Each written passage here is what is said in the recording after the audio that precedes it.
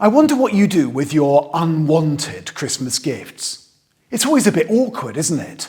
Receiving presents is lovely. There's something deeply touching about someone taking the time to choose something, wrap it up, and hand it over with love. That generosity is completely beautiful. But then there's the moment where you tear off the wrapping and find a book you've already got 3 copies of, or a pair of Liverpool socks when you're an Arsenal supporter, or a bottle of aftershave that smells like someone's let the dog out. You don't want to hurt the giver's feelings, but you're left wondering what on earth to do with it. Apparently, over a third of Christmas gifts end up at the charity shop.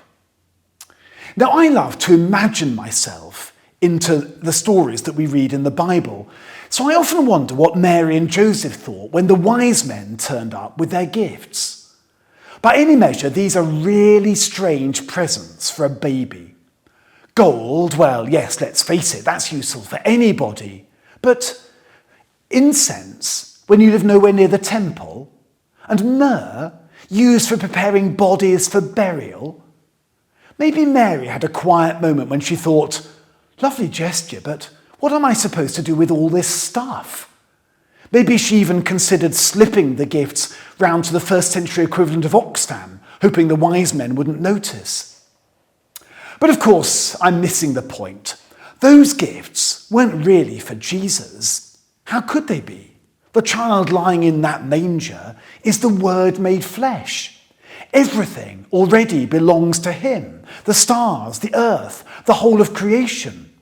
You can't give a gift to the one who already owns everything. No, those gifts were for us. And they tell us 2 things. First, they tell us who Jesus is. Gold, because he's a king. And not just any king, but the King of Kings and the Lord of Lords. Frankincense, because he is God. Not just a prophet or a teacher, but God himself, born into our midst. And myrrh, because this king is born to die and to give his life away upon the cross. And then second, because those gifts reveal who Jesus is, they also reveal who we are. That gold is our gold, because Jesus raises us up to share in his kingship.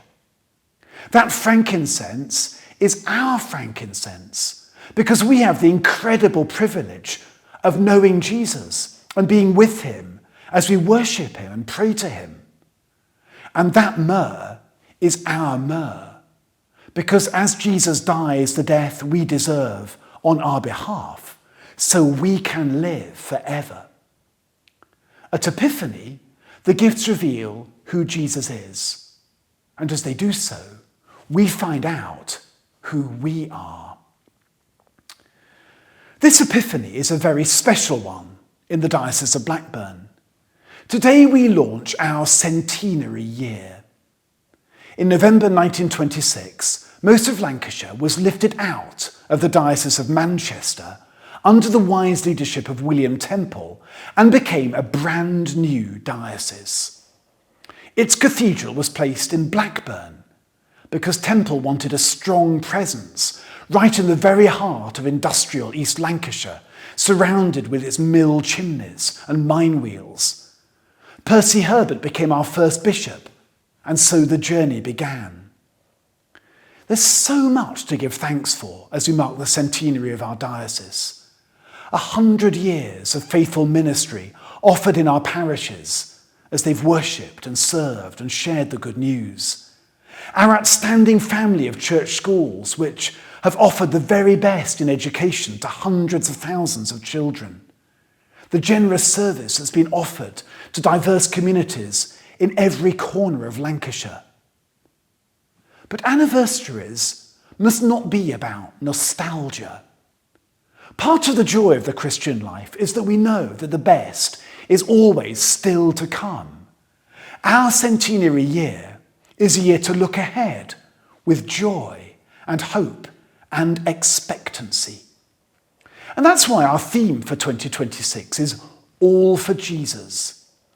Just as the wise men laid their gifts before Jesus, so this is a year when we can lay our whole lives before Jesus afresh.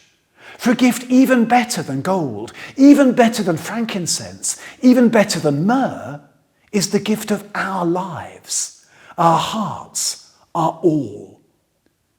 Just imagine if every person who's part of the Diocese of Blackburn made 2026 a year in which they got to know Jesus better and offered their lives to him anew. Think what a difference that would make. For as in our Centenary Year we present to the Lord the gift of our lives, we'll discover those same two things. First, we will see afresh who Jesus is. You see, the truly amazing thing is this: the Jesus who is King, the Jesus who is God, the Jesus who is Lord of all things, that Jesus wants to know you. He wants to know you personally. He loves to spend time in your company. He loves you with a love so mind-blowing that to understand it fully would overwhelm us utterly. He was born so he could share your life. He died so you could be set free from sin and death. He rose again so that you could gaze upon him for all eternity. When you make of your life a gift to Jesus, you can know the love and the safety and the reassurance that he alone brings. And then second, as we make of our lives a gift to Jesus, we will see afresh who we are. To know Jesus is to know ourselves and to discover why we were made. You see, Jesus has a plan and a purpose for our diocese, and he has a plan and a purpose for your life. So in this Centenary Year, let's commit ourselves anew to worship and heartfelt prayer so that we can be transparent with his love.